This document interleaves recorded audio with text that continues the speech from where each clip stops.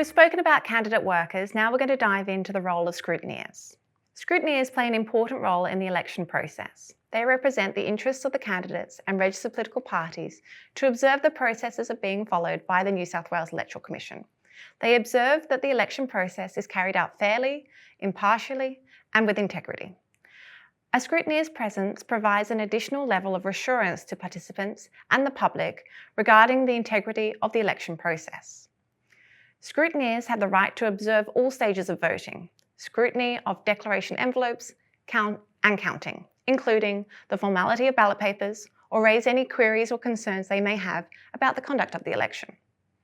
Scrutineers may inspect ballot boxes before the commencement of voting and counting, observe telephone-assisted voting processes, witness polling place operations, observe the opening and extraction of ballot papers from declaration envelopes, observe ballot paper counting, and object to the formality of ballot paper or the determination of preferences on a ballot paper.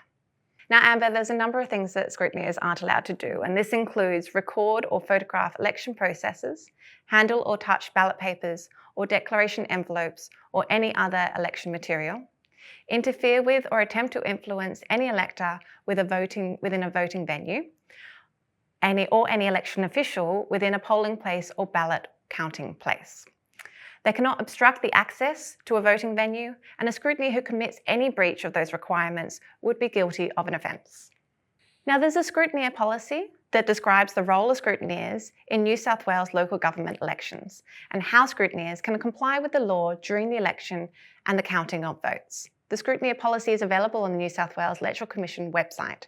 Scrutineers must be appointed in writing by the appointment of the scrutineer form.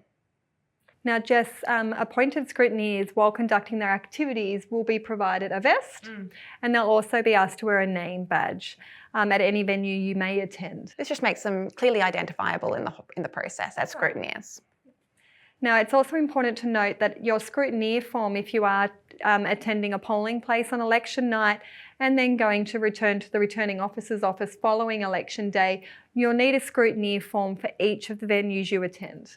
Now, there are a number of resources available for scrutineers, including the Scrutineer and Party Candidate Worker Guidelines, Candidate and Scrutineer Handbook, polling place managers will conduct a scrutineer briefing, and all of this is available on the Commission's website, or you can call our help desk on 1300 022 011.